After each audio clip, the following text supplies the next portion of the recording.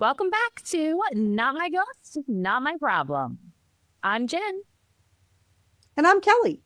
Today, we're sitting down with Ed Hardin, a paranormal investigator and sensitive whose experiences go far beyond investigations in the field.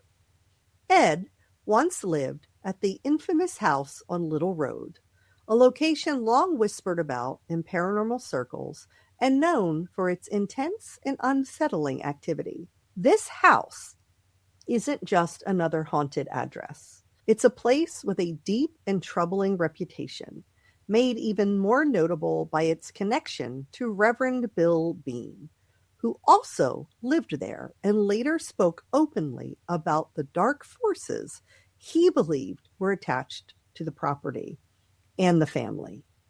In this episode, Ed shares what it was like to live inside a house with such a heavy paranormal history, how those experiences shaped him as an investigator and sensitive, and what happens when the paranormal isn't something you visit, but something you live with.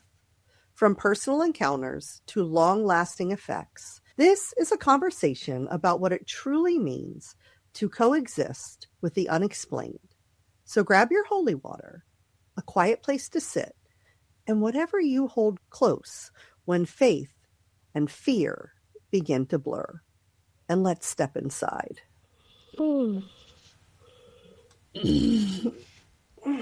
Just Wait. stretching. Jen, What? what's that on your arm? Oh, this? It's my new tattoo. Yeah. But I have a new tattoo. How did you get the same tattoo as me? I don't know.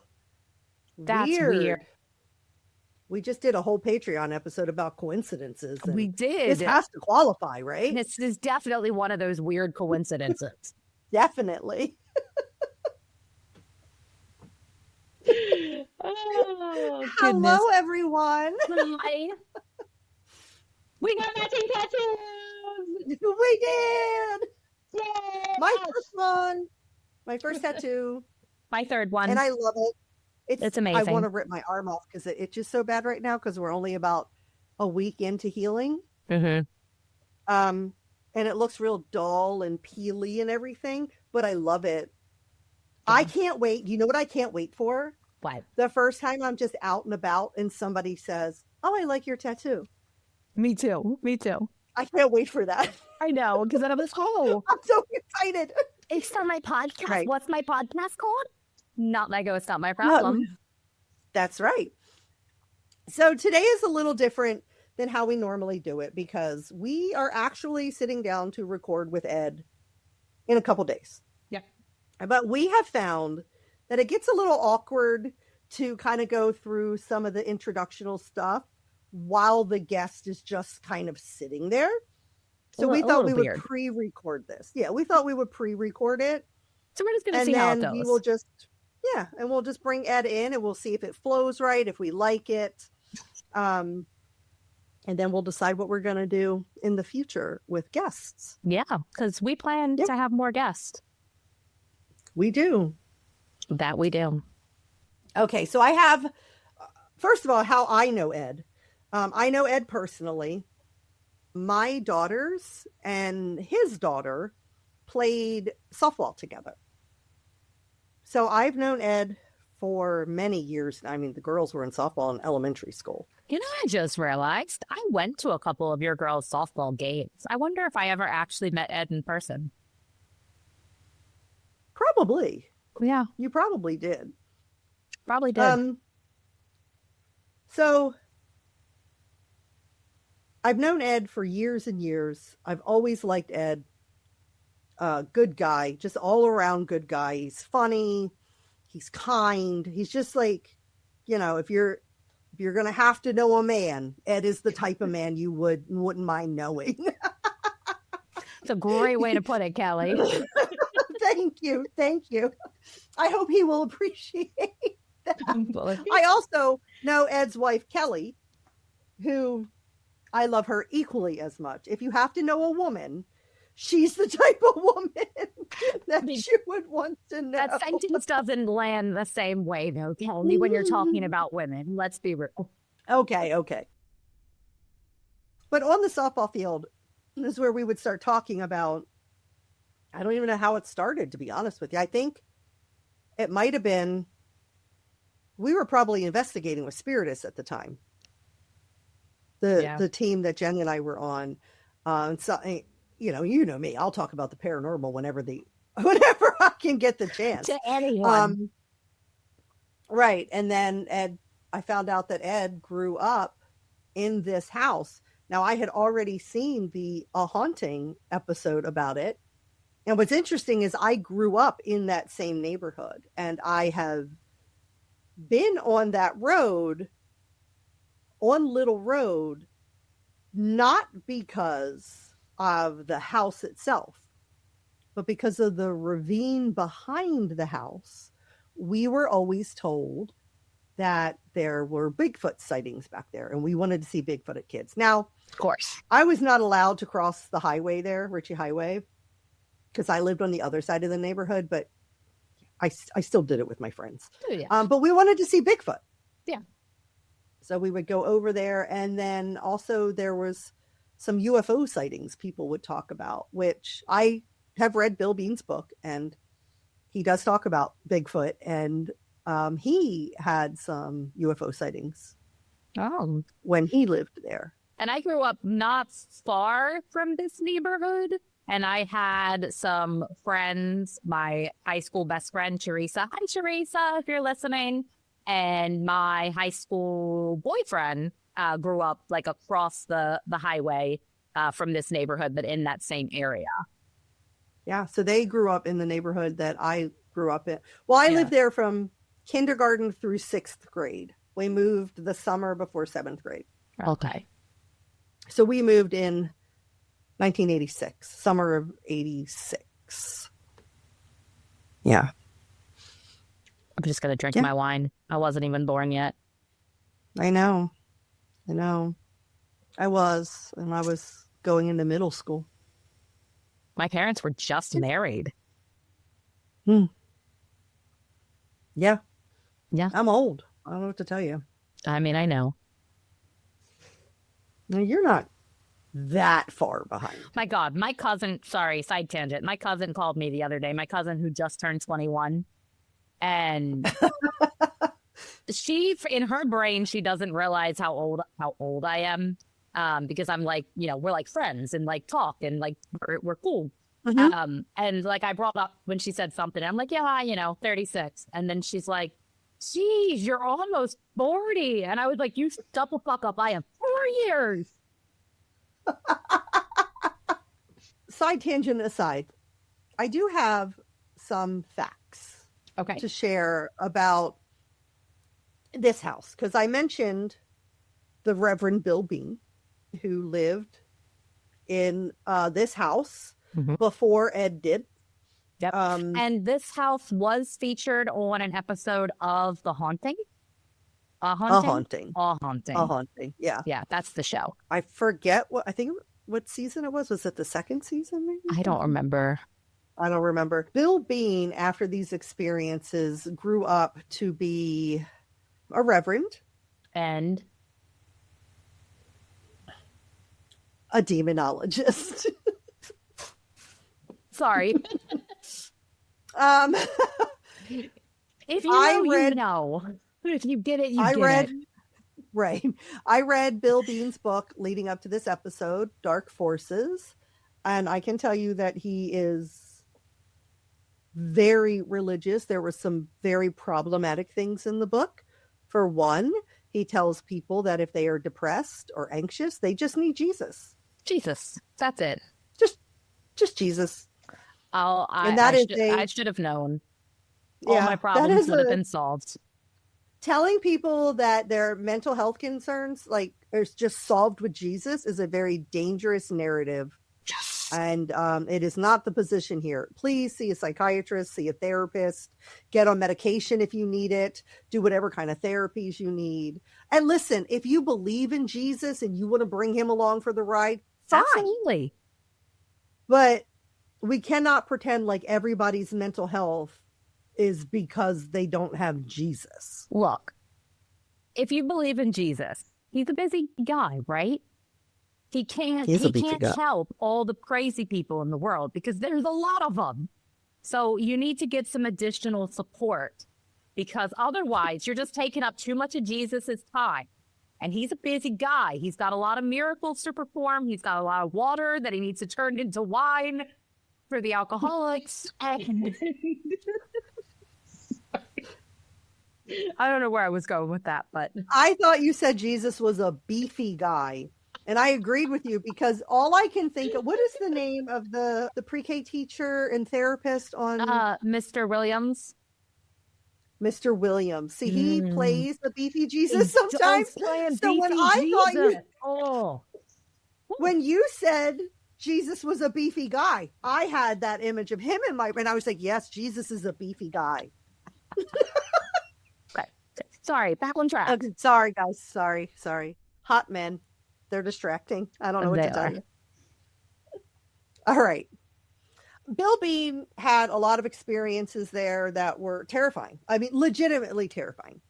His mother had experiences. His brother had experiences. People that visited the house had experiences. And they're more well documented than all of Ed Warren's experiences.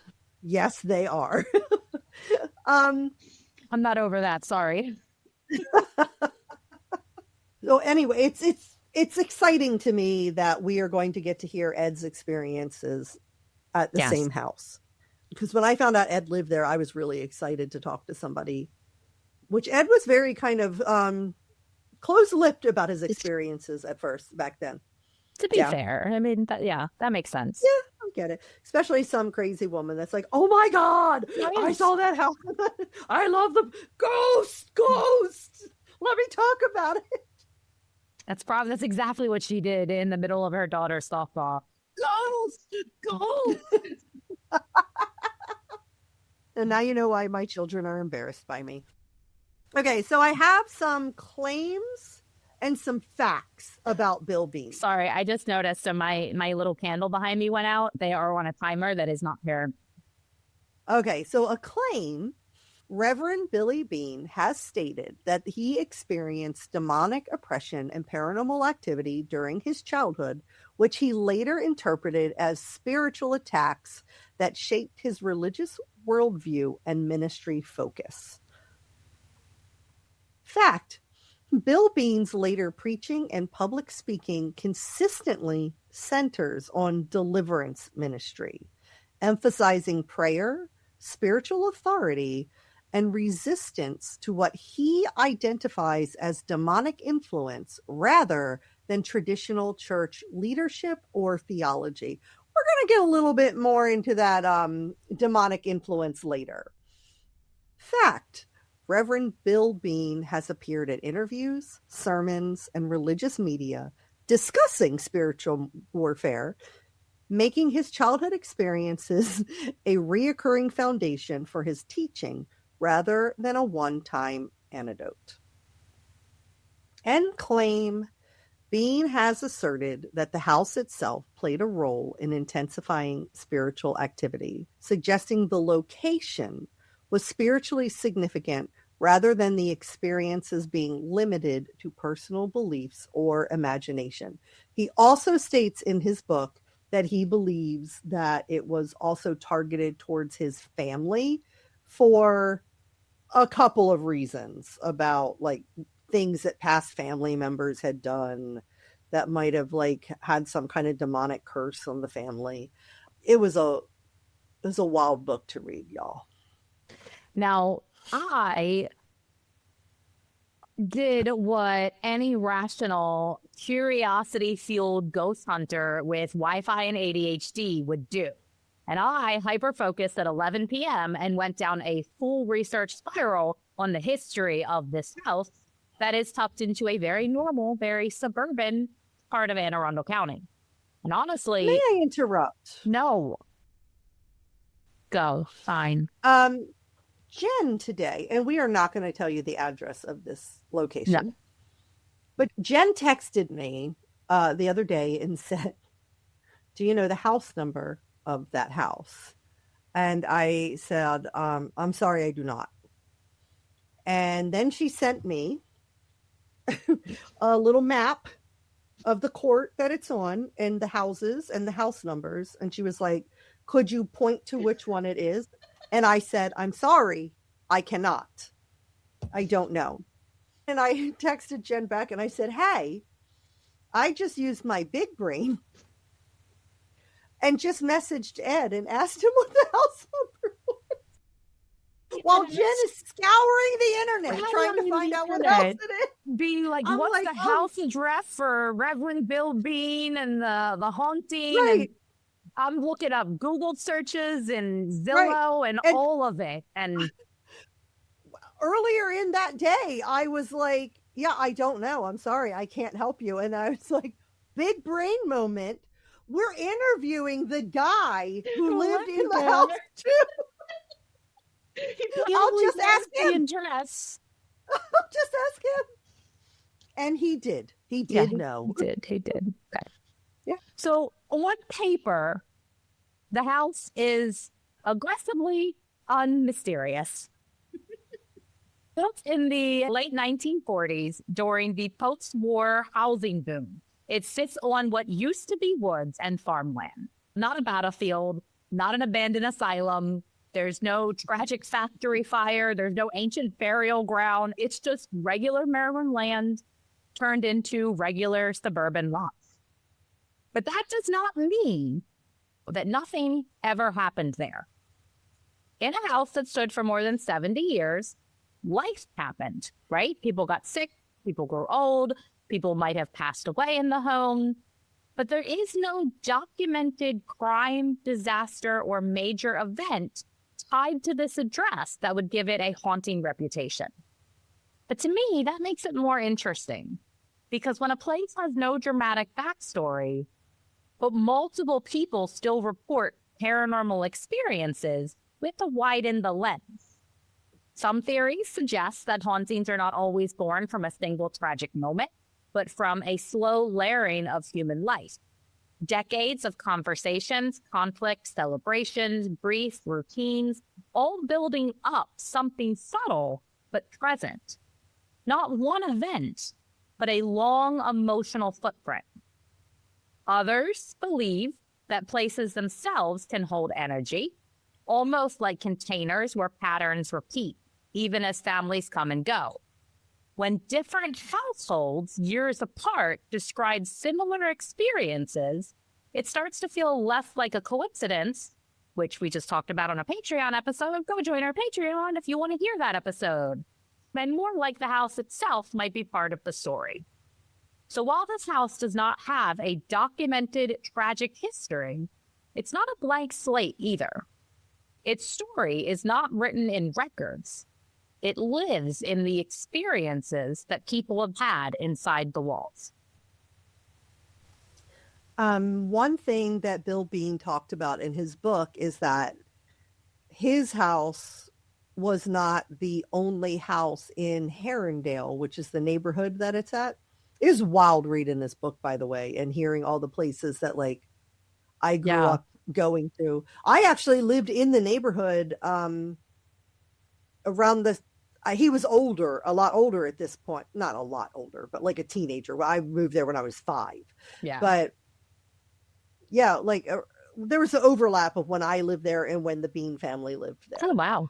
But apparently there was a lot of other houses in the area experiencing paranormal activity. And one interesting thing is he said that a lot of houses, a lot of people had addiction issues. His father had an addiction issue.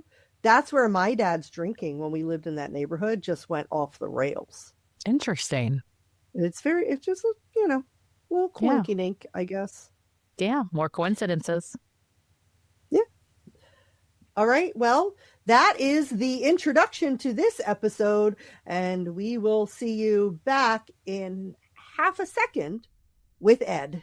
Hey, ghosties, before we get into the rest of the episode with Ed, I do just want to give you a little warning. We did run into some tech issues. Seems to always happen when we have a guest, and it's not an episode we can easily re-record. So Ed's audio does sound a little off. He was just recording with his headphones and not a professional mic. So I tried to do the best that I can with enhancing it. And Ed's video and audio definitely got out of sync, and I just couldn't fix it. So I apologize for that, but it's a great conversation. So please enjoy the rest of the episode. Welcome to our little podcast, Ed. Hey, It's so everybody. great to have you here. So glad that you I- joined us. Don't interrupt Oh, me, Kelly, dumb bitch. I So Jen is already feeling spicy, everyone. Like, sometimes I can't remember what it was the other day. We weren't even recording, and she said something, and I was like, "Feel better?" And she was like, "Yeah." I did, thanks. You gotta have those moments sometimes, you know? Yeah, she knows I I am love so her. glad that you agreed to be on this podcast. Me too. No, I appreciate you guys having me. I enjoy telling the story. You know, people, like I said, people who want to hear it, I'm willing to put it out there for them, you know? Yeah. And for the right amount So- of money, I'll put it out there too, you know? That's Oh. right. You know something? I forgot to say during the pre-interview. Can I just say the other day, Jen, when you were talking about, was it Mike hit your car and everything? I'm like, Mike hit it on the first date.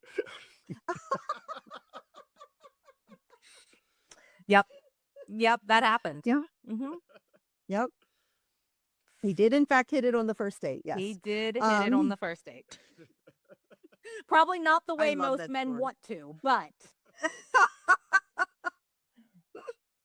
Yeah. That's one of my favorite stories is their first attempt at a date. yeah. And we are back after a brief technical issue with Ed's computer dying on him and having to relocate. So if Ed looks like he's in a different room, you're not going crazy. He actually is. Definitely.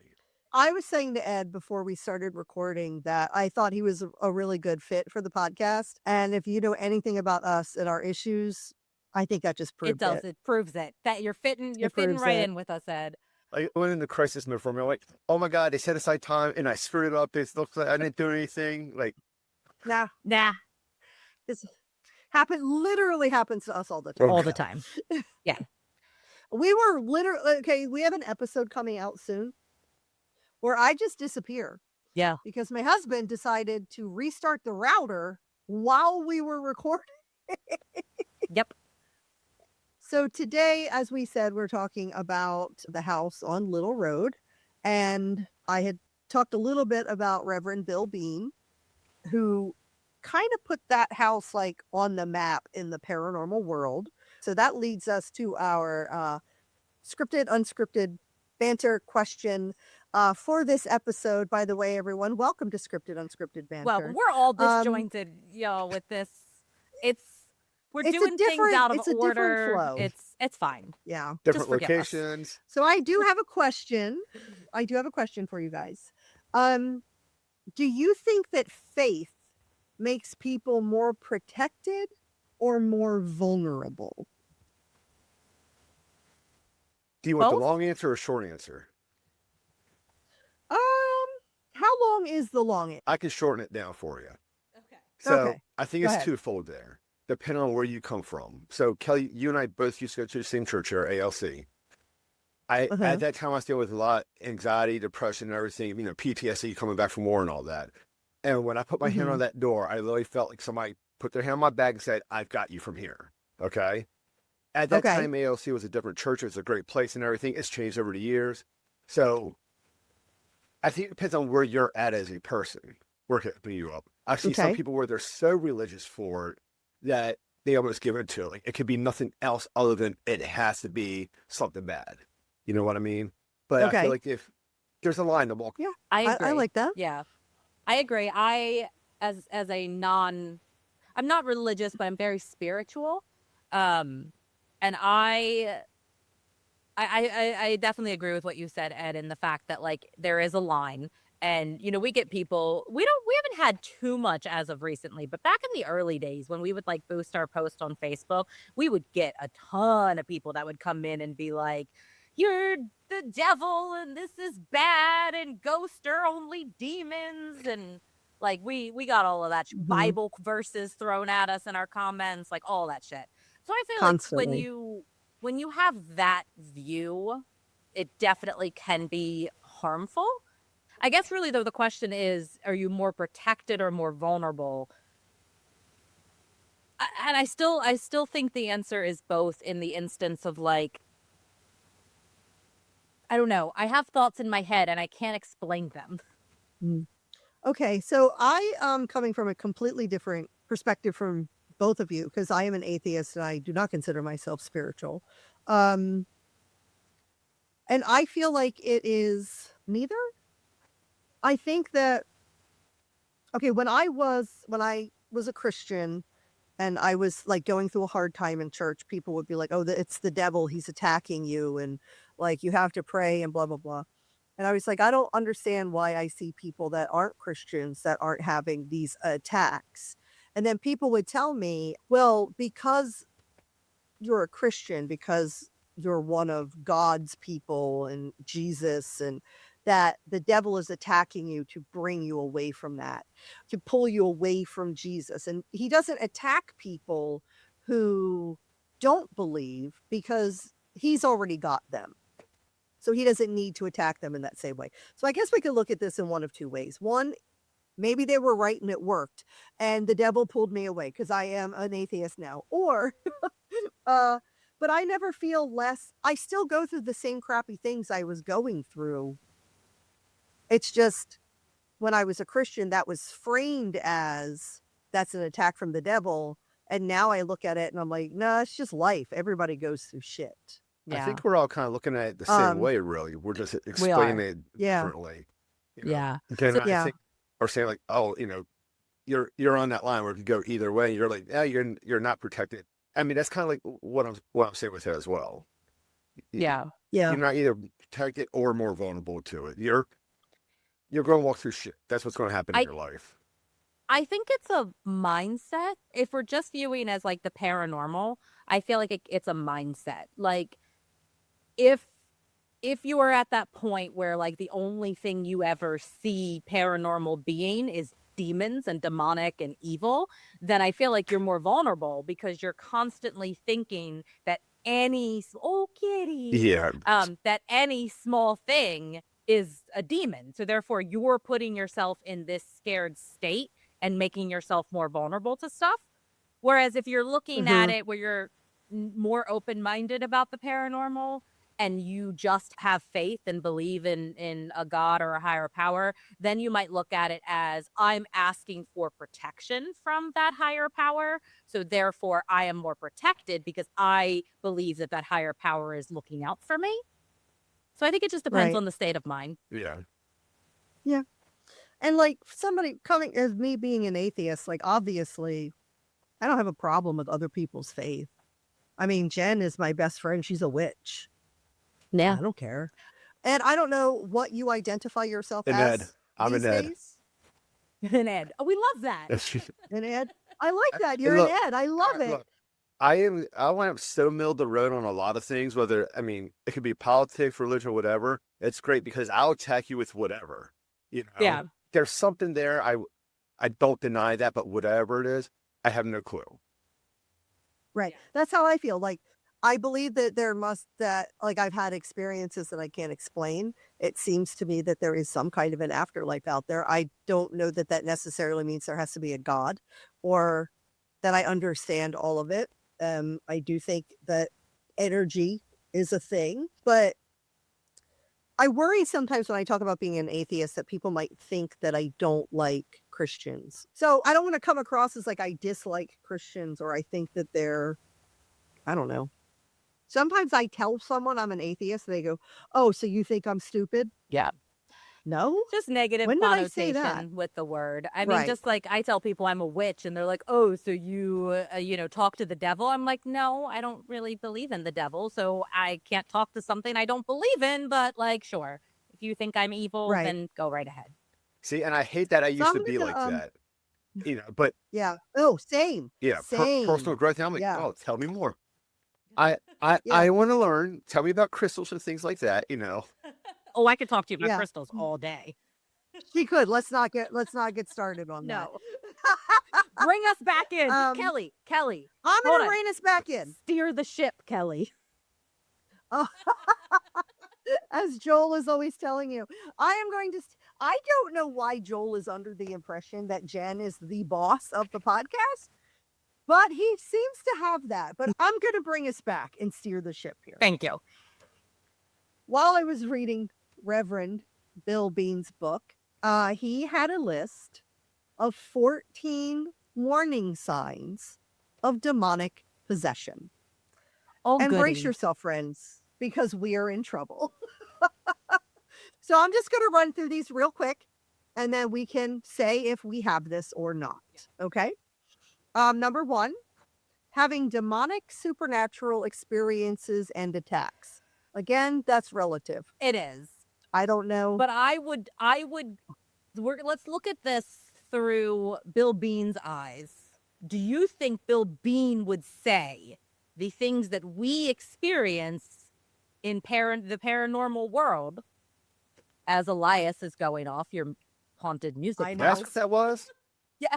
I thought it was You know? somebody's phone dinging. Elias, nice to Don't meet you. No. That's Elias. So That's Elias, all right. as Bill Bean would say, I would say let's raise our hand, because Bill Bean would Yeah, that's definitely true. say that. I probably had something where they classified it. Oh, you know what? Yeah. I can definitely name one at least. So Yeah. Okay. Yeah. So Bill B would definitely think I have had demonic Yes. attacks, obviously, So given the fact that I have had so many paranormal experiences. Thank you, Elias. Elias has been very active today, and I put him where I can see him because I noticed earlier today that he was moving without playing music, which is not something he usually does. So, but he is. Yeah. He's here. he's letting you know. Meet Ed. Okay. Number 2, withdrawing from friends and family. I've certainly done that. I mean, you've cut off Yep. family. Seriously. That's the biggest form of withdrawal you could have. I only talked to 0.1% of my mom's family. that's no. Yeah.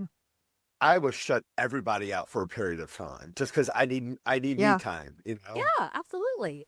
My Right. social battery only has so much in it. So there are times where I'm just like, don't fucking talk to me. I Same, need to My recharge. social The people in battery my is own endless. house. Well, Yes. all right. I need a few minutes. That's why I drive an hour Yeah. to and from work. That's my me time. You know.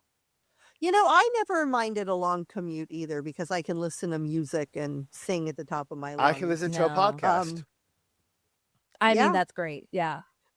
That's great. You probably listen to one of the best podcasts out there, a One of paranormal them, one. listen. Yeah. Yeah. If I had to say, I would agree. Right. Okay. Number 3, deep depression and feelings of hopelessness. Hello. Hi, my name's Jen. Not even gonna comment on that Yeah. one. So we're gonna put you down for a And- yes. Yes, that's a yes. That's a yes for Ed. 4, sudden fits of rage, hatred, and anger. Who Happened. in the world cannot say that that has happened? Yeah. I have broken so many things because I have stirred them in a fit of rage or anger.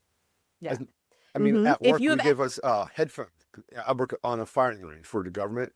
And if something didn't go right, I would stir the headphones. Well, one time the headphones just shattered when they hit the wall. Well, they gave us nicer headphones. The ones that had the microphone and noise canceling and everything. And I took those off one day and I went back like this. I'm like, oh, these are expensive. I can't throw them. So, yeah. Okay. Abusing drugs and or alcohol. Now, I don't know how we define abusing, Right. but I certainly indulge in alcohol, not drugs. So, according to the VA, And- I do and I don't abuse alcohol because I don't drink regularly.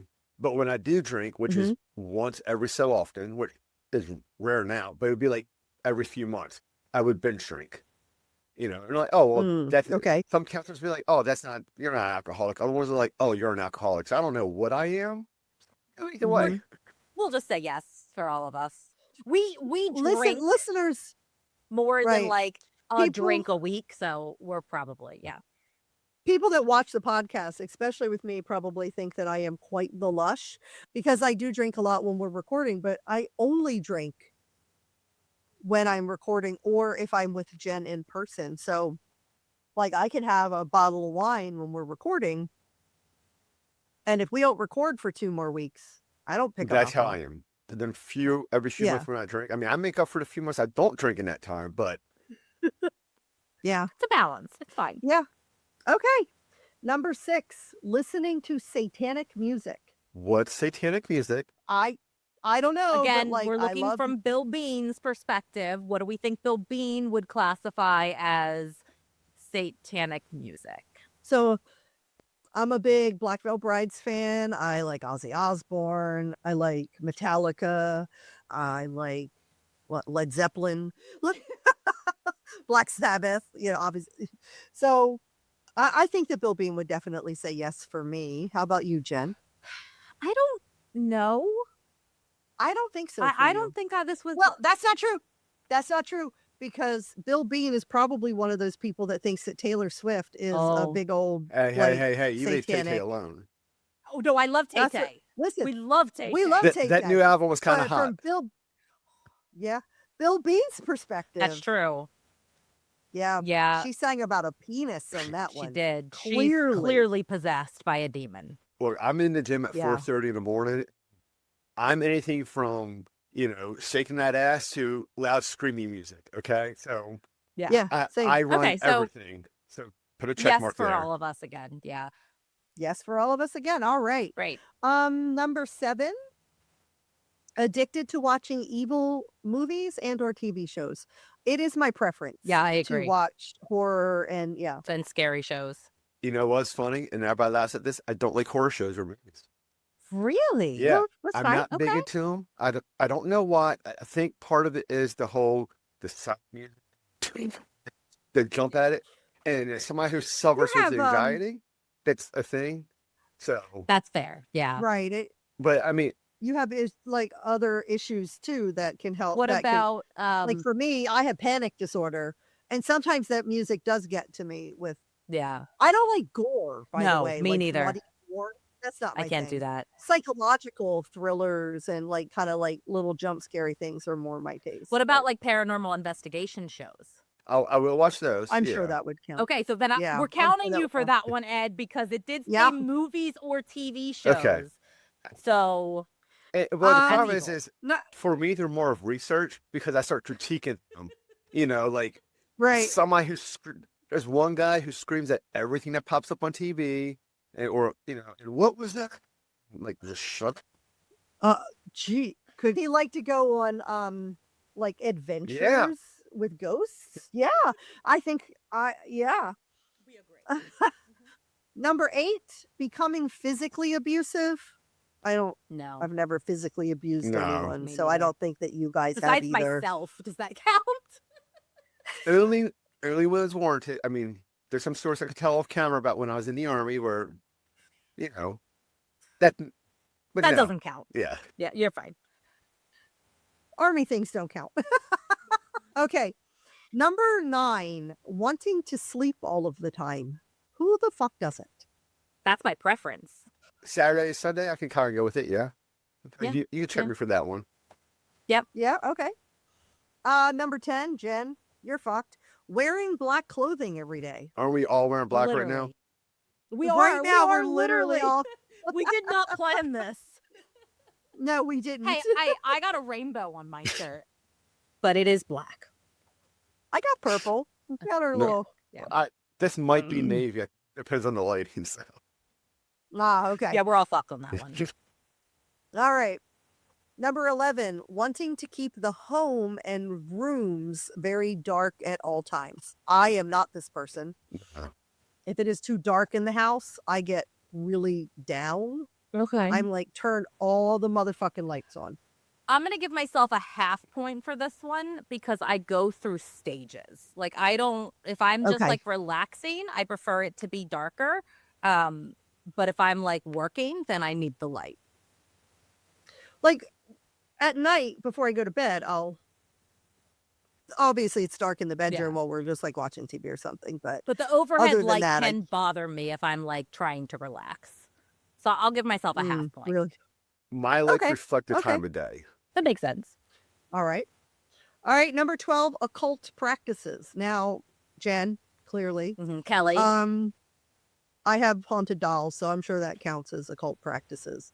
But as far as what Bill Bean would consider occult practices, Ghost hunting. it would probably be one of a paranormal investigator Yeah. would be. Well, having a paranormal podcast. Yeah. I mean, I'm also going to say, Jen, we don't need to talk about it. I do have a little tackle box full of crystals. So, Okay. Yeah, Yeah, there you okay. go. There you go. So- So, check for all of us. all right. Number 13, feeling cursed. who the hell does it? Like, That's what I'm saying. literally every Okay. freaking payday when you see, here's all the money that came in, and then that's Friday, and Saturday's like, oh, look, they won all the money. You know, like, So when all there, Yeah. it all went. Yep.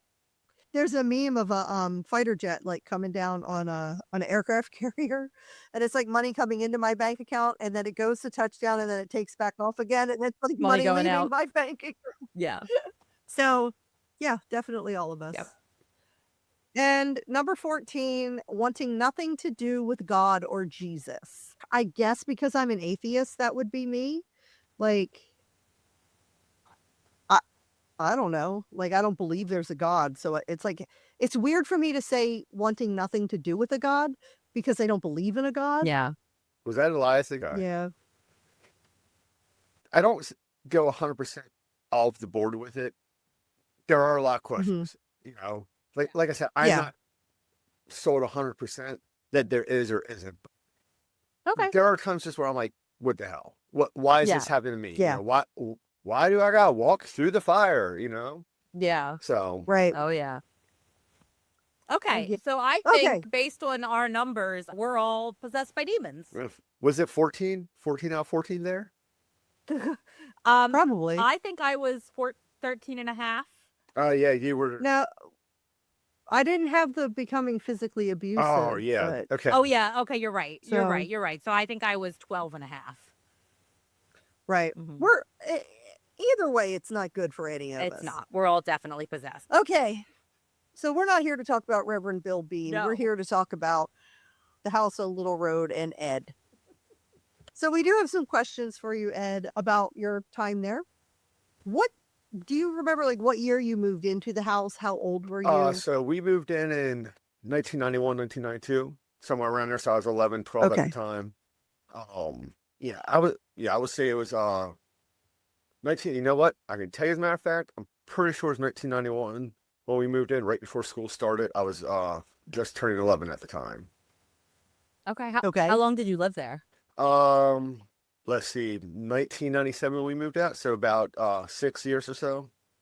Okay. Okay. So when you first moved into the house, did the house feel like just any other house, or was there, I don't know, any creepy vibe? Did it have its own vibe? You know, at that age at the time, there was nothing different about it. So I moved every year as a kid. I never stayed in the same house for more than a year at a time. When I was Mhm. around 5, my parents had, separated and all. Moved into the house, I bounced around constantly. My parents separated when I was 5 years old, and every year after that, it's like I was in a different house, and nothing ever really felt like a home. That's Elias. That one I hear. So anyway, it felt normal to me. The only thing that felt off is we had the garage on the property, which nobody else in Herondale had a garage at the time, really. And Right. the garage just felt weird.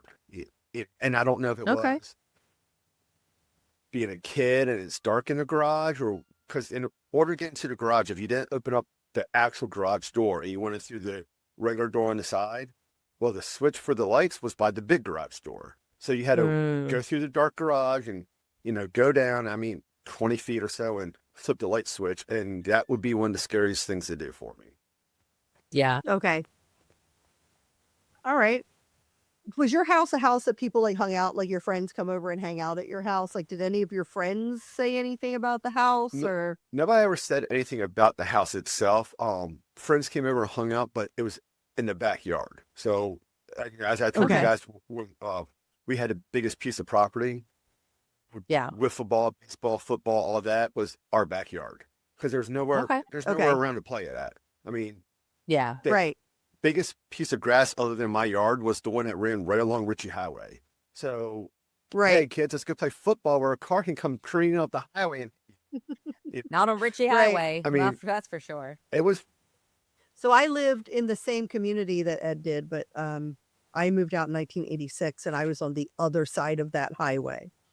But back behind your house, so one thing that Bill Bean talked about was the ravine that was Yeah. back there, and how a lot of people talked about UFO sightings and Bigfoot sightings back in that ravine. Any Bigfoot sightings when you were I there? played in that ravine all the time. Okay. Uh-huh. Never saw Bigfoot. Never saw Ne- Bigfoot? All right. Never saw UFOs? Bigfoot. Never saw a UFO. Never saw anything crazy Damn. like that. I mean, it's where everybody went. You know, that's where we went back and did our mischief at. More than Right. Right. there's things I'm not going to admit to doing back there. You know, in case my mom ever sees this. That's fine. That's fine. You're fine. That's fine. But- We're good. That's where all the kids went and hung out at. There was nothing back. As a matter of fact, there's a road that runs parallel to Ritchie Highway, and then it's blocked off. It's for service vehicles to go down, and it's the I guess the pump houses or whatever for that ravine or whatever's back there. And one Right. was behind our house down there. So Okay. maybe there might have been a tall guy back there one day. I don't know, but again, that's going down the hill and everything. I Right. don't know. Look, I think you guys were talking about Bigfoot. Oh, it was the Bridgewater Triangle. You guys were referring to like Bigfoot on that. You talked about Bigfoot on that one. Yep. I don't believe Bigfoot. I'm sorry. I'm sorry. I don't necessarily either. So Ken, don't give me that look. this is But here, hold on, wait. a Jen thing. Jen Hold on loves a Bigfoot. second. Hear me out. Okay? It is 2026. Where the fuck did Bigfoot go when iPhones and Androids came out? Why is he not out there Another no more? dimension.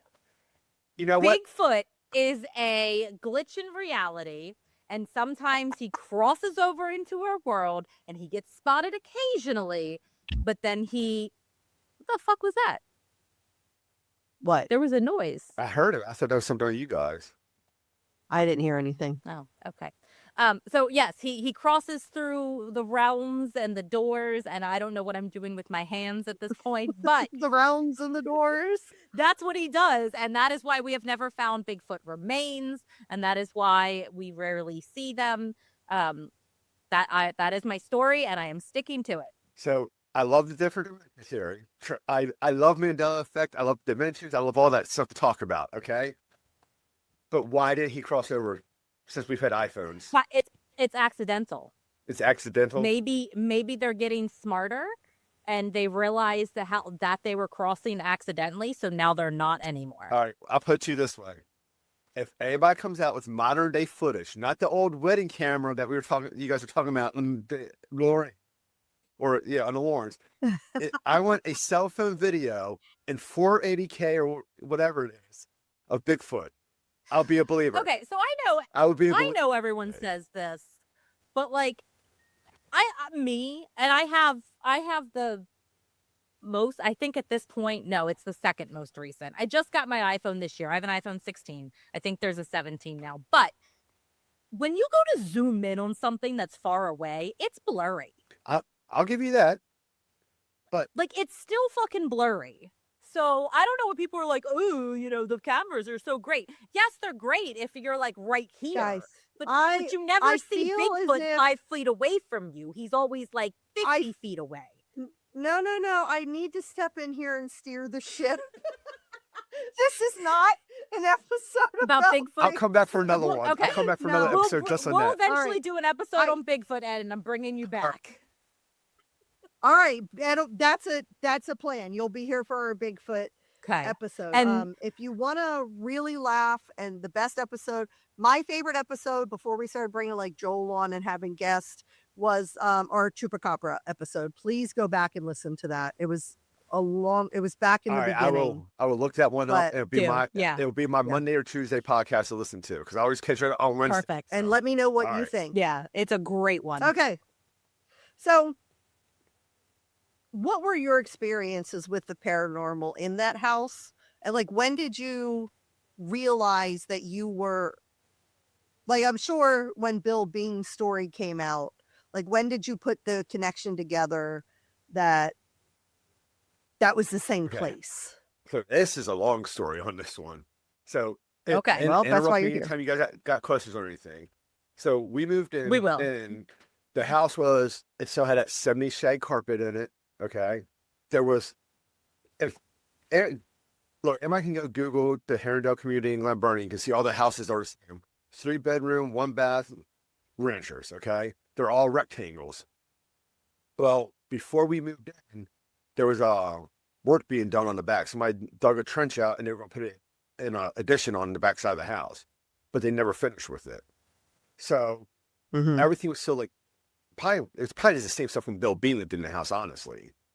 I mean, like I said, the 70 shag carpet and all that. So my parents started doing, because I lived there with my mom and stepdad. You know, my stepdad basically raised me from that time going up. But, you know, the carpet came out. I don't even know. I think it was just regular floor underneath of it, or it might have been like a tile floor underneath of it. I can't remember. But carpet came out. They put up drywall over top of it had wood paneling in it. Okay. So, yeah, they ripped down some of the paneling, but then come find out they could just put the drywall over top of the paneling. It was so thin. We demoed out one wall to put a built-in there for a bookcase for my mom. So there was nothing really like extensive renovation wise. You know how they say renovation stirs things up. These are all like things over time that were done. It wasn't all done as we moved in. Okay. So the way the house is laid out is you walk in, you're in the living room right away, of course, you know. You go down a hallway and 2 bedrooms on one side, bathroom, and a little room on the back side. Well, I'm the youngest. I get the smallest room, so I'm on the back side of the house. And I would say probably the first thing for me was I would hear voices outside my window. Okay. And I was telling myself it was the neighbors next door. You know, and the houses are kind of close, but I shouldn't be hearing the They are, neighbors. yeah. And it's not like it's the, what's the word I'm looking for? Not close enough where if they're having a conversation, I should be hearing them. And they were like faint voices. Right. And we're talking about 10 o'clock at night on a weekday night. Neighbors ain't not, but I'm not going to open the window to look out there, you know. I ain't no fool. So, Right. if I would go up in the attic would feel a little bit creepy, and I mean, as addicts do. yeah, and you don't know what's up there either. You know what I mean? Like, is there a bird in there? Did a squirrel get in? Right. And squirrels are a good reason to explain because the house would make noises, like creaks and all that, and my mom would be like, "Oh, the house is settling." The house was built in the 50s. This is the 90s. The house is 45 years old, you know. So the house settled. I don't know any better. I'm 11, 12 years old at the time, you know. No idea. My mom's like, "Oh, the house is selling," you know. I was like, "Okay." Or if I heard a noise upstairs, there were squirrels in the attic or something. You know, so if I'm going up in the attic, is there a demon squirrel? Demon squirrel. So they're going to come out and attack me up here. What's going on? The garage, like I said earlier, you know, like you walk in, it's dark, and the light switch is all the way on the other side. Well, we had a chest freezer. My parents went and got half a cow or whatever. You know, the freezer is full of meat, and my mom would be like, "Hey, go out to the garage and get this for me." So it's like, okay, and I would open up the door, and little me, I'd run to the freezer real quick, and I'd reach in and I'd grab what I thought was the ground beef. I could run it to the door. I'm like, "Fucking steaks! I gotta go back in," you know.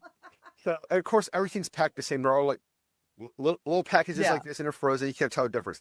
And this is before iPhone flashlights. Oh yeah. If there was a flashlight in there, I had no idea. My stepfather ran everything in that garage.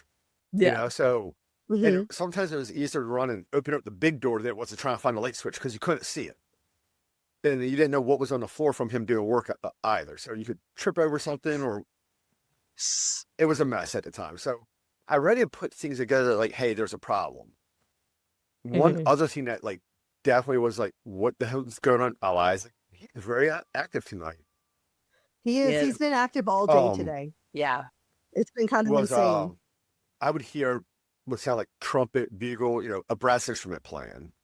in the middle of the night. And Oh. so the houses were, let's see, there's a house on the corner, there's two more, and there was our house. And I was the side closest to the house in the corner. Well, the kid that lived in that house would play the trumpet. So 10, 11:30 at night, I'm like, oh, Josh is practicing the trumpet tonight. You know, regardless of what night it is, he's out in the yard playing. And then, Right. At 11:30 exactly. at night. And then the yeah. kid across the street, he played the sax. So they're out there having a big old jamboree, you know? That's what I would convince, but in my little imagination at the time, that's what I convinced myself for it to be, you know? I knew nothing of the paranormal, nothing, wasn't into it or nothing like that. It wasn't until years later I put everything together with it. One experience I had that definitely tripped me is, so Laura Rose, if you saw it on the map, it's at the very end of WWII. So in order for me to get to my bus stop, I had to walk to what was the last road or the first road on WWII, which was Gap Road. It was like around a mile, a little bit less than a mile to walk. I leave the house one morning like I did any other morning, walking to the bus stop and all. And I'm walking along, and as I'm walking along Ritchie Highway, it's raining. I got my little umbrella and all that. And I'm in 5th grade at the time. Everything around me went away. And here's where the dementia thing comes in, Jen. Oh. I crossed somewhere. And I don't share the story with a lot of people. So everybody on the podcast, congratulations. You are now part of my exclusive club. You are now sharing it with a lot of people. I am. So, Yes. but all 12 people that listen to us. I was going to make our number a little higher than that, Kelly. 13. Hey, I'm sorry, we it's have 14 signs. We have 598 subscribers on YouTube. That's true. That's true. But Okay, there's sorry, going to go climb ahead. up after this. Yes. They all want to be a part of this club. Yes, So definitely. I'm walking, it's raining. Everything around, like I'm seeing the real world. 1991, 1992 at the time, I'm seeing that world transform into World War II.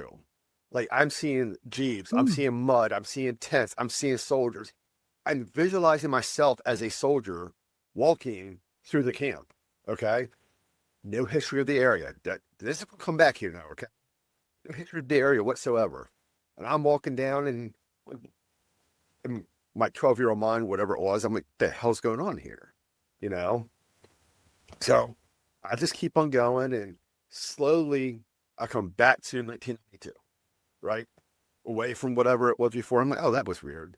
Again, I have a great imagination. I can write my ass off if you want a short story or something, no problem. So that's what I write up to, you know? I was a kid in class who would daydream about everything. I just daydream walking out. That's what happened here. Didn't think about for years. It was before Owen was born, so about 2006, 2007 time frame. A Haunting comes out on TV. Well, it was already out. I hadn't seen it. I'm sitting at the computer one night. I have my two oldest. They're young at the time. I think they were upstairs playing, or they might have been in bed. And at the time, my wife and I were both working at a banquet hall, but we're rotating shifts back and forth and everything. Struggling to make ends meet. So I'm on the computer while she's working the one night. TV's on, and I'm on the computer, and I'm just typing away, and I hear, "in Glen Burnie, Maryland." I'm like, oh, okay. You know, like, let me see what this is. And I'm watching. I'm like, okay. And at this point, I've gotten into watching paranormal shows and what it is. And this is the early days of paranormal TV, where it was early days of taps and things like that, you know? Yeah. I'm like, okay, what is this? And start watching and all that. Well, not realizing this TV, I guess. I'm trying to figure out where the house on TV would be at in Glen Burnie. You know, like. Right. Yeah. That's what I did. Because I had the same experience. I was in the dining room and I heard Glen Burnie, Maryland. And I was like, what the fuck did you just say? Yeah. And I went in and I'm like, where is this? Where is this? And I was like, it has to be Herondale. So it has to be. Is a house on TV was a brick house. I'm like, okay, there's only so many brick houses in Glen Burnie. Where's it at? You know? Right. And Right. not thinking that's not the real house or anything like that. So I can't remember if I was chatting with a friend or whatever. I'm like, wait, it's weird. This is on. And like, oh, what's the house look like? And we're like, we're trying to come up with different communities. Because I think AOL, if the Messenger was a thing maybe at the time. It was pre-MySpace. Don't even roll your eyes or anything, Jane. You're Right. young and I swear to God. No. I was remembering. I remember AOL. I was fondly remembering all of my away messages. Remember when you had to put up the different away messages for what you were doing? Oh, yes. So- No, that was a fond memory. So the weirdest thing with that show though was commercials. Okay, change the channel, listen to something different, you know. And I'm like, oh, let's see if the show's back on. Turn it back on. I would always come back right as that show was starting up. Never happens, you know. And I'm like, okay, I'm meant to listen to this. So I kept watching it and typing it and watching it and typing it and all that. And this is maybe I may have been around Halloween time, possibly. But we had friends over a few days later and all that. And you know, we were talking about it. I was like, yeah, I was watching about this from Glen Burnie and I'm like, oh yeah, and this was like early. I don't even know if Google was out yet. I don't even know what I used to search it up. But all of us that were at our house at, Ask Jeeves. you know, it may have been. I'm not sure, but I was like I kept in like Glen Burnie hauntings or things like that, right? And it brought up the Glen Burnie Triangle. And apparently like there's this section of Glen Burnie, yes, Google it later. It's ridiculous when you read it. Like, apparently all bad things happen in this triangle of Glen Burnie. Wait, do we need another 3-part series on the Glen Burnie Triangle? Oh I my tell you what, gosh. if you want to look it up and dive into it, there's a lot more stuff out there now, so you probably find more. Like I said, this was early search engine days, you know? So we're trying to find like where this house was. And finally we were like, let's look up a haunting on TV, you know? So, okay, a haunting Discovery Channel, you know, then look up listings and all that. So we finally found out the episode. I found out Bill Bean. I'm like, we got a name. Let's run with that. Bill Bean, you know, I started going with it. And it said, My Nightmare on Little Road. Oh, I lived on Little Road. And there are only 1, 2, 3, 4, 5, 6, 7, 8 houses on Little Road. So I have a 1 in 8 chance of being here. Okay. Don't think it's my house at all. So I go to Bill Bean's website. I can't remember if it's his website or what I went to, whatever. It talks about living on a Little Road and all that. No address, no defining characteristics or anything. Okay. Oh, wait, there's another web. Let's go to this website. There's my fucking house. And I'm like, I think my wife was in the kitchen. I'm like, Kelly, come here. Look at this. And everybody else is standing around us. I'm like, that's my fucking house right there.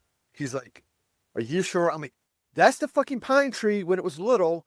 And it just doesn't have the fence from it. There's the driveway. There's the fucking garage. There's my house right there. And she's like, yep, that's your house. And I'm like, I lived in a haunt. I'm like, motherfucker, things are adding up now. Like, oh, that wasn't. Yeah, Right. now it all makes That wasn't a sense. trumpet up there. Those were, was it people talking outside my window? Now, here's the kicker of it all. Yeah. And my biggest reason for wanting to look this up, did you know Herondale was a training ground in World War II? Yes, it was called Camp Glen Burnie.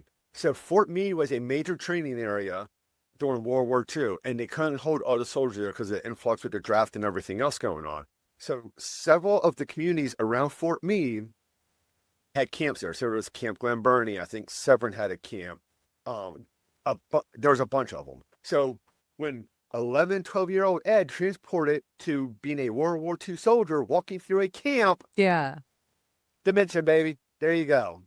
Wow. You time jumped. Yeah.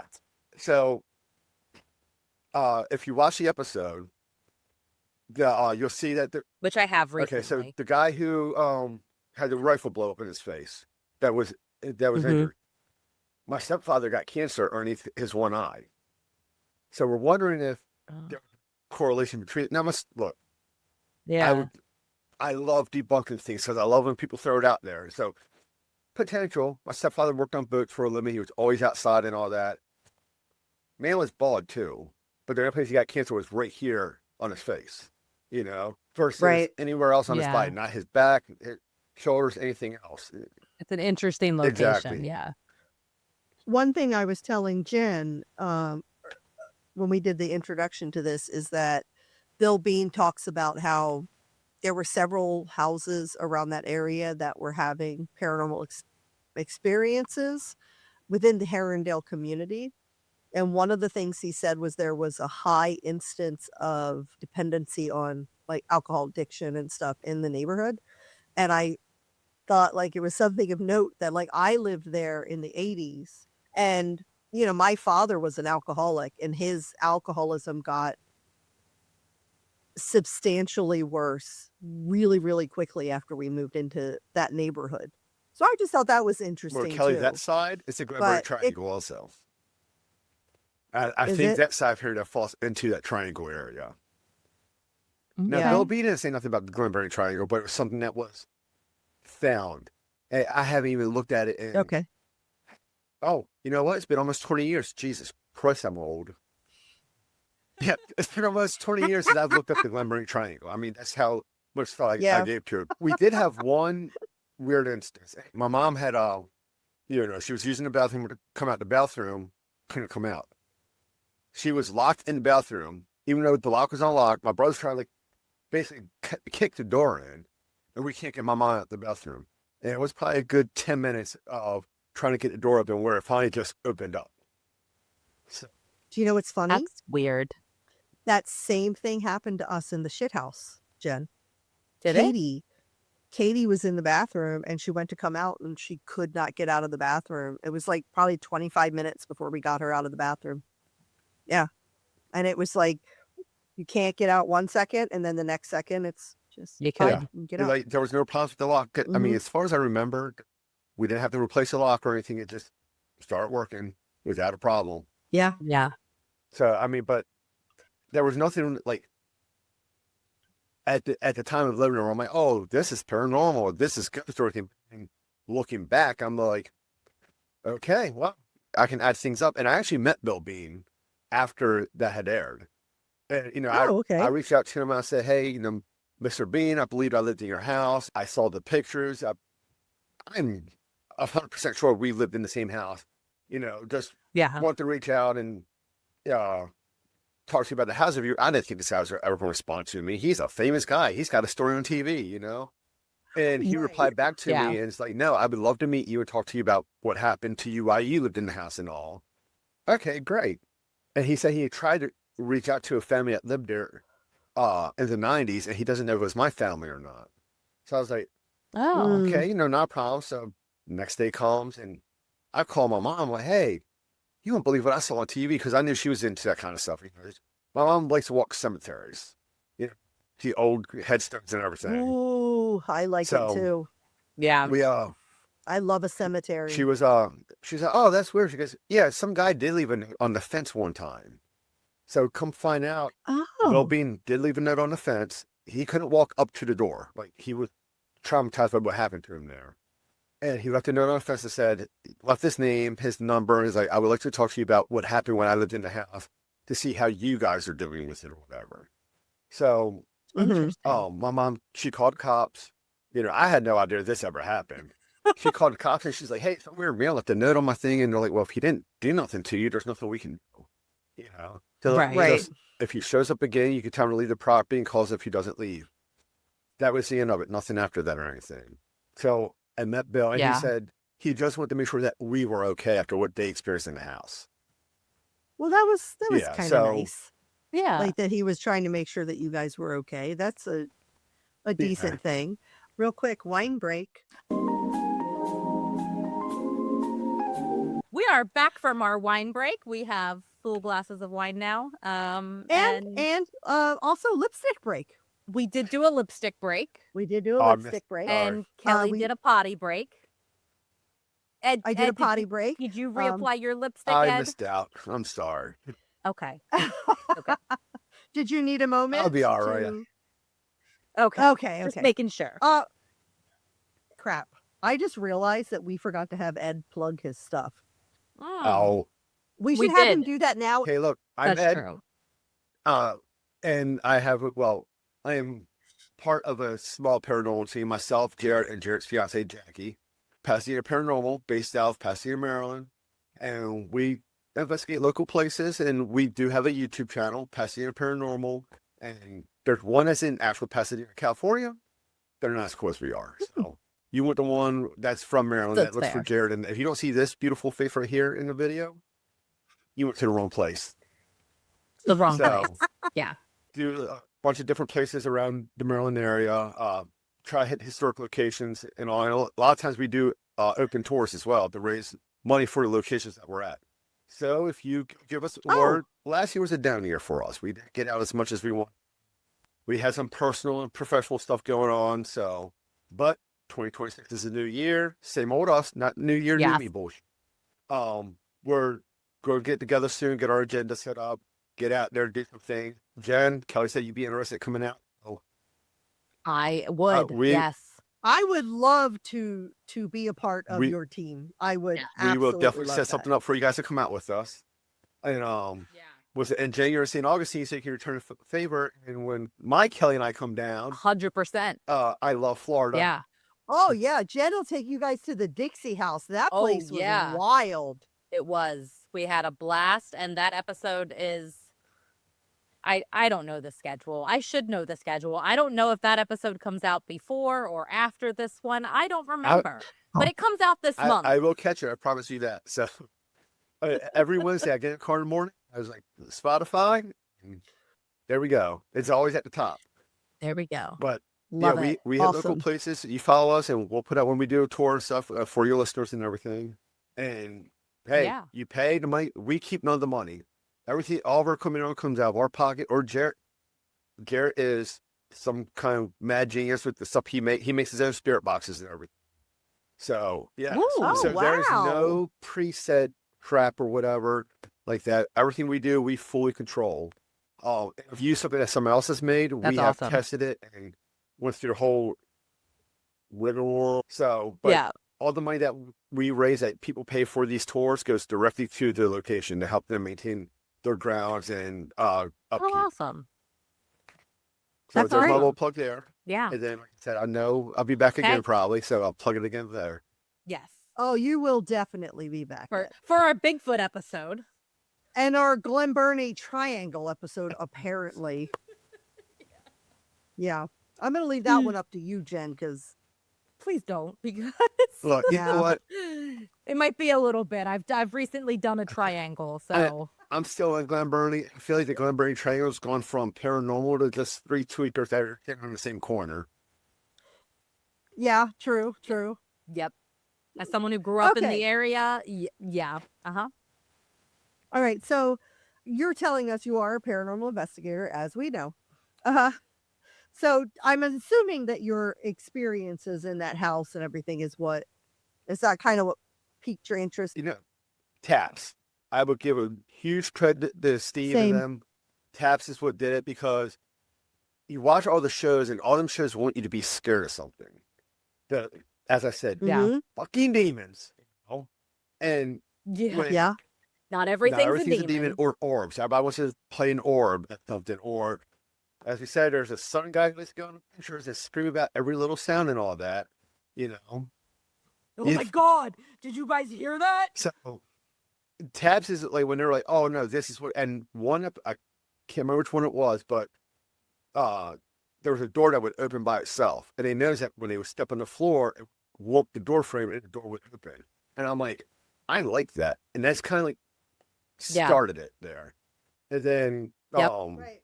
it went from there to me just kind of watching different things, different shows and all that. And Pasadena Paranormal at the time, it was Garrett, who Garrett runs Pasadena Paranormal. He'll say I'll work with him, but Garrett, you tell me where to go and I'll be there, you know, kind of thing. Right. It was Garrett, Brent, who used to investigate with us, but he's down in South Carolina now. And I think it was Brent's brother, so it was the three of them. Well, they put the Benson Hammond house right next to BWI, and they put it up there as hey, we're gonna go to this location. They put pictures from the inside. And there was one room where I'm like, man, I've got a feeling about that room. So Jared had posted the pictures from the Benson Hammond house and all. I know nothing about this house other than I used to drive past it all the time, you know, live in the area and all. And I'm like, I want to go in that house one day, but never knew when they were open or what the deal was with it or anything like that. So, when Jared posted pictures, asked, there was one room where I'm like, there's something in that room. And I didn't want to say nothing, because I didn't want to be this crazy guy online.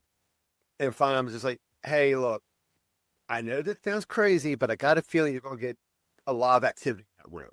I don't know why. Did their investigation, and I got a message the following morning. Bro, you're not going to believe what happened.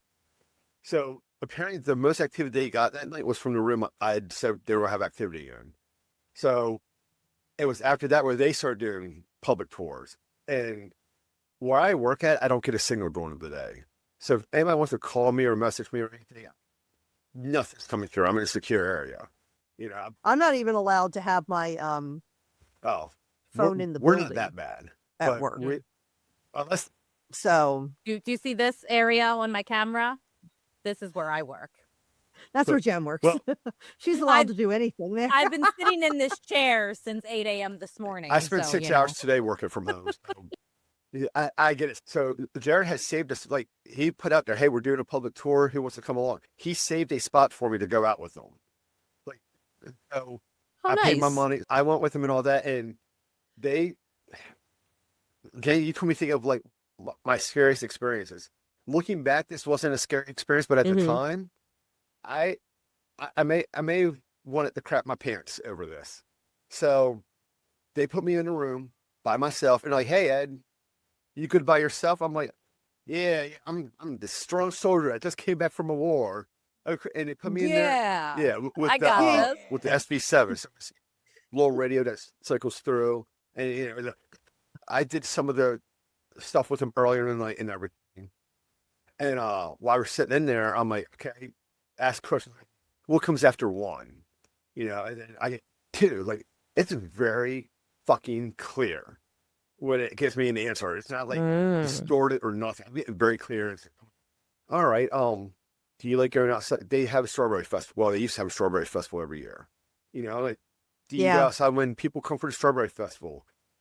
And a little kid comes across and goes, they won't let us. Plain as day, through all that static, I got that. So it was a night like that. And I'm like, okay. So during the time, I'm like, okay, this is creepy, but I'm not going to show it because for one, there's a camera over there. I'll be damned if you're going to catch me bitching out on this, you know. So, exactly. I'm a man. So, big, strong man. Exactly. I'm not So, you know, go through that and everything. So every time after that, Jared always, like, he reached out to me, hey, we're going to do a tour. Here's the times. When do you want to come? And I'd always take the last tour because sometimes you get to say a little bit later, you know? And he'd be like, hey, we got an extra slot on the time before you. Do you want to come for 4 hours instead? Don't worry about the extra charge or anything. So, yeah. So please. I'd start going out with them. Well, when I started following him and Paranormal, let me give them a plug. They are great people. Go follow them. I highly suggest it. Rebecca does great content, putting stuff out there, explaining things for people and everything. Wonderful people. So they were looking for people to join their group. And Tim's an hour and a half away. And I'm like, man, I would have to drive to get to the location and then get a hotel room or drive back home. There's no way I can do this. Right? That's a lot. It's a lot. It is pretty far. But Antietam has to have crazy activity. Paranormal is not allowed to investigate Antietam. They do not allow stuff on the battlefield. Yeah. And I can tell you right now, that battlefield would have some stories to tell you. I mean, I bet. Oh, I'm sure. I can imagine. In the last 5 to 10 years, they still found bodies out there. So, yeah. And like when she told me, I'm like, wait, Antietam doesn't do Antietam? They won't let us. If they would, we'd be out there in a heartbeat. So, but that sucks. in the process of trying to get with them, there was a group that was starting up in Rising Sun, Maryland. I work in Aberdeen. Rising Sun's a little bit past that. Desiree got comment, hey, if you ain't by near Bel Air / Rising Sun, send them my way. And Rebecca tagged me in. It's like, hey, is this close to you? I'm like, well, it's closer than Antietam, so let me reach out. And that's what got me. Because at the time, Jared and Brent and all of them had split up. Like, they were no longer Pasadena Paranormal. That was gone. So I met Desiree and them, and they said like from the get, normally Desiree does like a whole background check on people and everything. I found out after the fact she did nothing on me. She's just like, I had a feeling you were great, and I started best fit with them. Elias agrees. Elias agrees. So Elias is like, yeah, Ed's pretty cool. So- He's cool. I like him. Cool dude. So- I like Ed. I started Yeah, investigating he's with fine. them and all, and that's kind of a weird group for me to be a part of because a lot of ladies in there were like older ladies. And look, ladies, if you're all watching this, there's no disrespect, but you guys are older than me, okay? Like, we're talking about some of them like 15, 16, 17, 20 years older than me. So, but, Okay. I mean, I went out and like, Desiree had me like reach into like, okay, hey, you're feeling something. There's not just you being weird. There's actually something there, you know? She's the one that started saying, oh yeah, carry Right. these crystals with you, things like that and all. So it helped. Sounds Oh, like she's a wonderful. great And- lady. And this is how great the great universe advice. is. Kelly was working at a job that she did not love at the time. Okay. The job that she loved went away. Yeah. Ed's She- wife, Kelly, not me. She took a job in a law office and everything, and that job was kind of like dwindling away and everything. She wasn't happy with it. Desiree's looking for somebody to come work for her and reach out to one of the other guys in the group. Well, the only other guy in the group was Matt, who was like 10 years younger than me. So I'm right in the middle of everybody, thinking he was good with computers. I'm like, well, and he's like, no, I'm not interested. Well, Kelly's good with computers, you know, like if you're looking like, can she apply? And Kelly got the job working with her. So it rolled her into a better Oh. position. Now she's unfortunately Yeah. not working there anymore, but the universe works great. And Right. then a lot of things happen within that group as far as people being able to commit to things and like being steady and all that, and life issues at all. And then Jared's like, hey, I want to go back out and start investigating. You want to go with me? I'm like, fuck yeah, I want to go. Let's go, bro. You know, like you're the one that got me into this. Yeah. So me being a paranormal horror now, I'm going to investigate with everybody, you know? And it just happened to be Right. that was perfect Same. timing because when the Desiree's group was kind of like disbanding, falling apart, and it was around the same time as COVID and everything. Here's Jared and I, just two guys going out, you know? And so now we're a smaller group Yeah. trying to get into places. It was a lot easier. So that just was a catalyst. But Yeah. I was afraid That to was- open up like the sensitive side last with Desiree's group because I felt like a few of them were a little bit more than I was. So I was afraid of like, oh yeah, I'm not going to feel nothing. Where with Garrett, I'll sit there and I'll Right. start doing this. You can watch any one of the videos and you'll see me. I like this. And Jared's like, what are you feeling, Ed? Like he starts pulling it out of me, you know? So Yeah. That's awesome. it's been, I've been doing it since 2014, I think is when I started regularly investigating. And it's just been a development over the time. Yeah, taps is what got so I think I've had paranormal experiences throughout my life that I didn't recognize as paranormal experiences necessarily. I have been told that I am sensitive. She is. I do have weird weird things happen. I don't know. But I also was watching, so we moved into a house in Linthicum that had a lot of activity and I was terrified. And it was one Halloween night. I had just got back from trick-or-treating with the kids. And I sat down and You went out on Halloween to trick or treat? I did. You were Demons. definitely possessed by a demon, Kelly. And there was an episode of Ghost Hunters on that night. And they were at like a lighthouse. They had to take a boat to get to this lighthouse. And it was like up, they caught like a chair moving or remember something that in this episode. episode. And I was like, yeah. And I'm like, that's interesting. And I kind of paid attention and I was like, I want to watch more of this. And the next like case that they didn't find anything. And they told the homeowners we didn't find anything. And I was like, oh, like this seems like people you can trust, Yeah. right? Like when they find something, they say they found something, but they also aren't blowing smoke up people's asses trying to make everything paranormal. So I started watching Ghost Hunters and they helped me calm down in my house about the activity, listening to them talk to homeowners and people that Yeah. had children. And because Rebecca used to see a woman, she used to say that it was a woman with white and blue lights around her. And she kept telling Rebecca that she had to go to the garden. You have to go out. You have to go to the garden. And we still don't know what that was about. But The Rebecca hell would she talk about does. the woman with Rebecca white said, and hell blue is lights. that garden? That's what I told her. Don't You're you not go near allowed. that You garden, don't go Rebecca. outside. But she used to talk about her all the time. And we had this bookcase in the kids' room that was like kind of went into the wall. And Rebecca would say that she would come out of that bookcase. And the people that lived there previously, we knew them. And her son used to talk about things coming out of that bookcase. Like it was like an attic, like crawl space behind the bookcase, but you could pull the bookcase out to get to the crawl space. Oh. And I don't know if it was a portal or what, but Rebecca would talk about that a lot. And that terrified me that something was talking to my kid, right? But listening to them, they also helped me calm down a lot about, like, I think that the work that Ghost Hunters did to put the paranormal on the map was good, Yeah. Absolutely. honest work. And I feel like now things are being like bastardized by this, like everything has to be demons and this and that. And I feel like we've lost a lot of what made paranormal TV great. And we've talked about this before, I think, on other episodes, Kelly, and definitely just the two of us. But while there are still paranormal shows out there that I really enjoy and I still like, I find it really hard to believe that they get the evidence that they get, right? Like Every single time. every single episode. Like Right.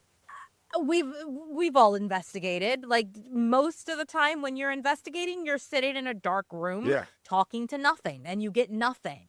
That's Right. that's reality.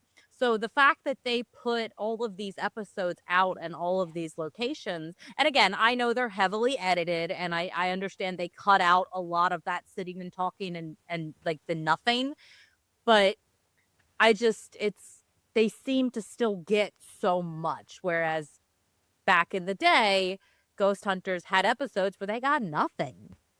And Right. I just made it feel like that was You more know, and believable that to me. so that actually kind of plays in a little bit with when I first met Kelly and she said, "Oh, I'm a paranormal investigator," and I remember her asking, "I put on this hat, but then I take this hat off. I put on my ghost investigator hat." I remember it's where we were sitting at when she made the motion and everything, and she said, "I don't get how these people get stuff all the time," Mhm. and that's one of the things. Being Yeah. sensitive, that it kind of brings me back a little bit because it's like, am I feeling something or am I just not? Because I will feel things in a lot of different places, but am I opening myself up to draw it in, or what's going? Because the majority of Right. times we're going to places, we're getting stuff, but it's not. It's stuff that when Gary and I are going to places, we're going to places that we believe have the intent, But we've also Right. got like minimal activity. Even places we've been to before, we've gotten very minimal activity. And I mean, and there's one place where Mhm. I think it was called the 2 Mile House. It was up in the Harrisburg area. We went there. Okay. They called us in and everything, and we went to investigate it. We did a walkthrough in the early evening hours. Like we were at the dinner, stopped by there, checked the place out, and all that. I wasn't comfortable with the conditions we were given to investigate with, because somebody had been part of the house and everything like that and all too. But at the time I had Yeah. my youngest son with me, and I was like, "There's a little girl and she likes you."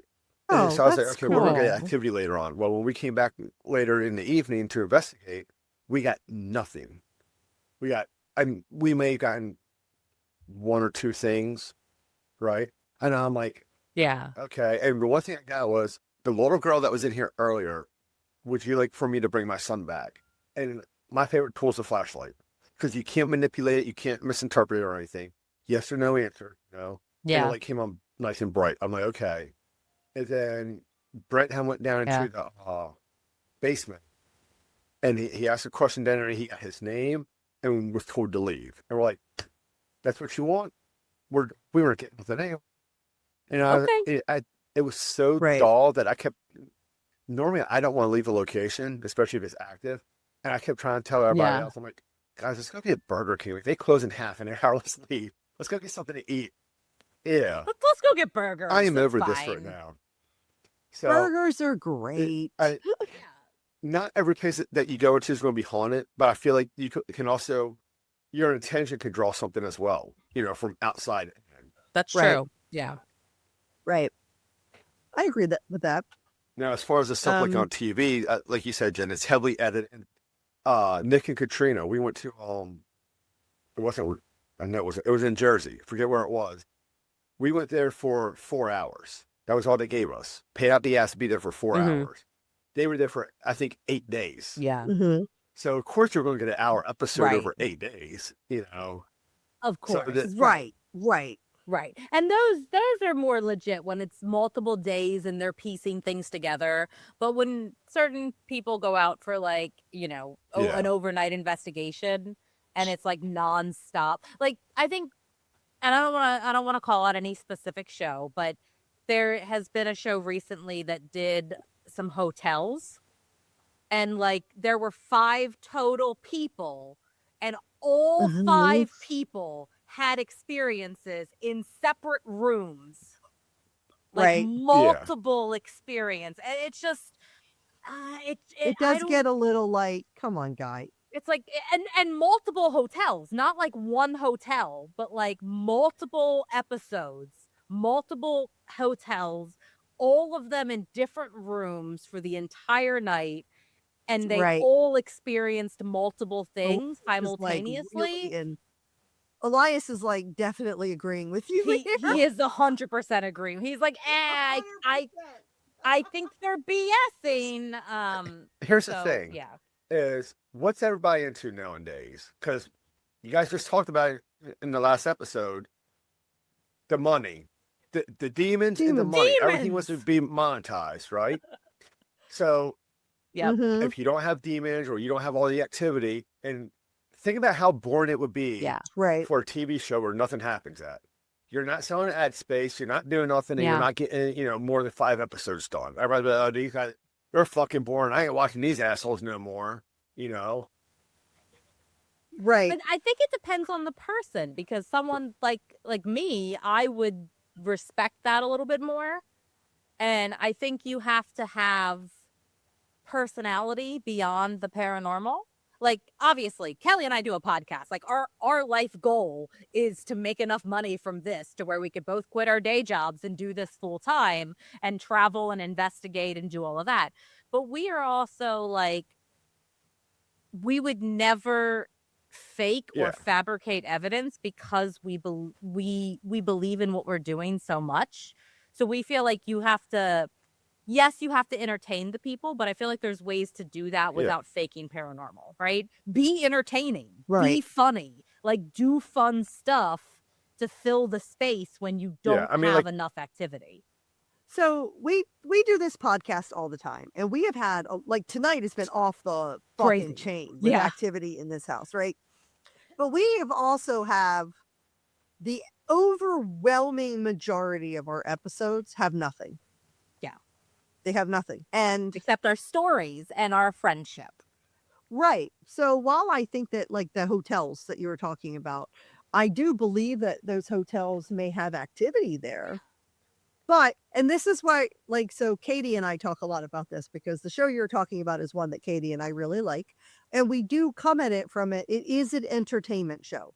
It is. It is entertainment. And we try to remember that, because there are times where like, really? Because I remember on that one episode, it was like, oh, gee, I wonder if they're going to wander the hallways and run into each other. And then they did. I can't remember the name of the show.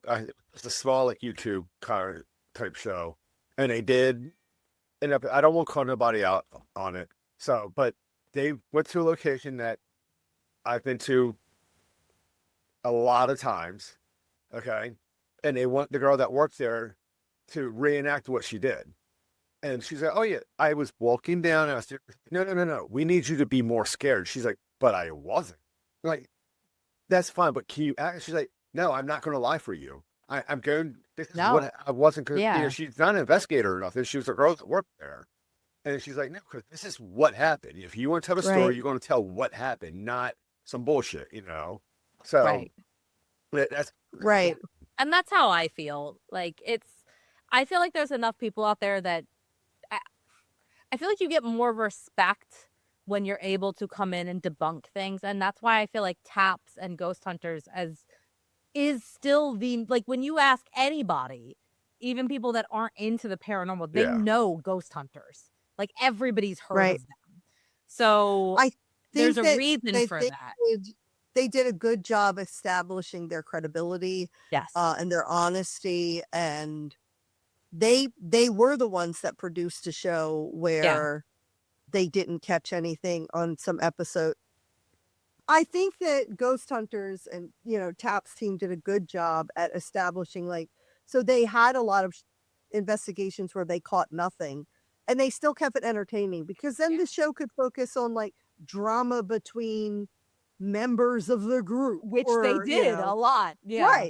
right, like Brian's late again, I or think they whatever opened that up had the been door for happening. like Right. people like me who, I mean, my paranormal postcard, I lived in a house early on that, okay, I know there's something going on here, but I don't know what it Mhm. is. So that kind of like Yeah. Mhm. a little bit fearful. Even my Herondale house, if I knew more, was more open up to what was going on there, it would open up. I think they Yeah, absolutely. made it okay to experience paranormal things, because I remember watching it. What was it? It was basically one of the documentary shows, kind of, where they tell other people's stories.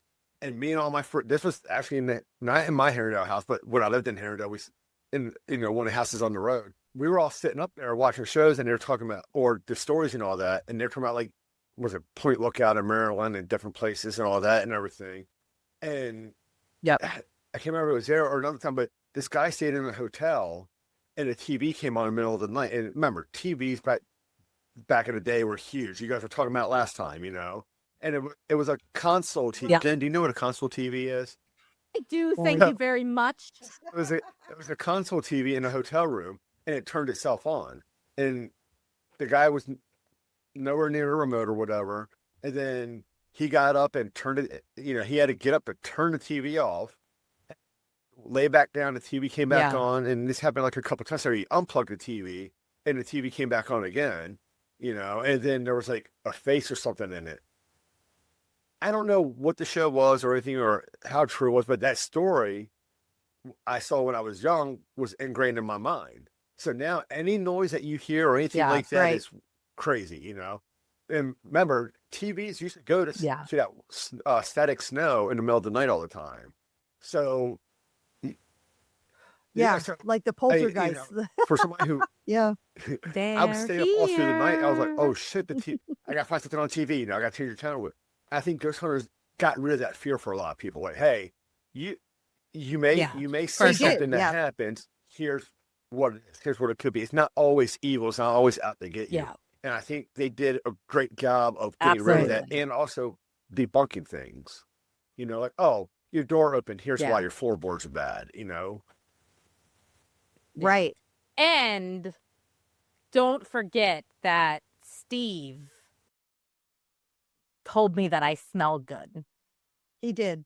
He did. And not only did he tell her that she smelled good. Now, I am going to say Steve was drunk at the time, but he did call her a dirty dog. I mean, Listen, So we had a blast at Steve, Paracon. if you're watching, and we know that you are, or if you're listening, and we know that you are, and you want to be a guest on our podcast, please reach out. Slide into I my don't know DMs, if you can Steve. smell Jen over the I'll send you a bottle of the hand sanitizer I used to recreate the ambiance. I didn't have a thing for That's Steve. right. That's right. Chris was the one who I was like, No? she's cute. I like her. Yeah. Yeah, Chris Williams. Yeah. Yeah. Okay. I actually have a hat with her signature on it. And we want to thank you so much for being a part of this. And we're going to give you the opportunity again to put the website out there for your paranormal group. If you could do that now so our listeners can Sure thing. be reminded of how to First of find all, you. it was my pleasure being here, and I appreciate you guys having me on. And it's Pasadena Paranormal, Facebook. Okay, we'll tag you. We'll tag Yeah, you we're gonna in it. tag Find us you. on Facebook. Yep. That's our primary thing. We have a YouTube channel with it as well. It'll be a black background with blue writing and a silhouette of a person. That's how you know it's us, not them other fools. Awesome. Never to Pasadena Paranormal. Yeah. Okay. But, Okay. yep, you can find all our good stuff there. Like I said, probably in March we'll get out investigating and put stuff out there. So we've fallen off of our reach of what we had, but with your guys' help and with us putting content out there again, we'll get back out. We actually were getting monetized on YouTube for a minute, so we got up there a little bit. We're hoping that. So We're I did hoping make that a we'll video follow. before this, tagging you guys and like, hey, we're going to be back out, and I'm actually getting ready to record a podcast. So Oh, okay. Awesome. And that brings us to the end of this episode about the house on Little Road and our interview with Ed. We're reminded that every space holds layers, some tied to faith, some to fear, and some to simple life experiences. Whether you believe in the paranormal or not, these stories invite us to ask questions, listen closely, and respect each other's truths. Until then, keep your eyes open, your heart curious, and maybe a nightlight on. If you loved hanging out with us today, consider leaving us a rating or review. Please and thank you. And subscribe, yeah, don't be a loser. Go do it. please. To us Yeah, to us? everyone. and to Pasadena Paranormal. Yes. And follow us and Pasadena Paranormal on Instagram and TikTok for more chaos. Yeah, please. If you want bonus episodes and extra spooky perks, join our ghosty community at patreon.com/notmyghost, not my problem. Including all of the bloopers from this episode because there are a lot of them. A lot of them. And I just like to call out one listener of ours, Wendy. Why don't you join Wendy. in the Patreon? Come on, Wendy. We want you on our lives. We want to see your beautiful face. We do. Come on, We Wendy. do. Come on, Wendy. Come on. You can do it. You know you want to. You like and share everything we post. Come on. You're practically one of Everything. us. You are one of us. Or it's a stalker. Be a little less creepy, Wendy. Be a little less creepy. No, Wendy, full on creep. Creep. She's more. got to join you guys. I'm just hiding back in the shadows. You know, it's like that creepy uncle at the party. Get out in front, Wendy. Come on. Don't be the creepy uncle at the party, Wendy. Elias agrees with all of this. Poor He is Wendy. so We're on board sorry. right now. We're Wendy's- sorry, Wendy. Wendy's about to unfollow everything we do. Wendy, it. don't fault them Whoa, because whoa, of me. Don't Wendy. fault them because of me. It's all my fault. I apologize. If you have any creepy encounters that you haven't shared with us yet, what are you doing with your lives? Please Seriously. email them to us at notmyghostpodcast@gmail.com so you can help give Joel nightmares. That is our goal. Yes. And if you want to actually see us reacting to all of this spooky nonsense, you can watch the whole thing over on YouTube. Go subscribe and drop us a comment so we know we're not screaming into the void. Plus, I want to say, you want to see mine and Jen's beautiful faces, but we have a very handsome guest with Ed, and you want to see his face as well. You do. You do. Well, thank you for joining us on this unsettling journey through faith, fear, and the lingering stories tied to the house on Little Road. As you move through familiar spaces and old memories, keep this in mind. If it's not your ghost, It's not your problem. Until next time, stay spooky. stay skeptical.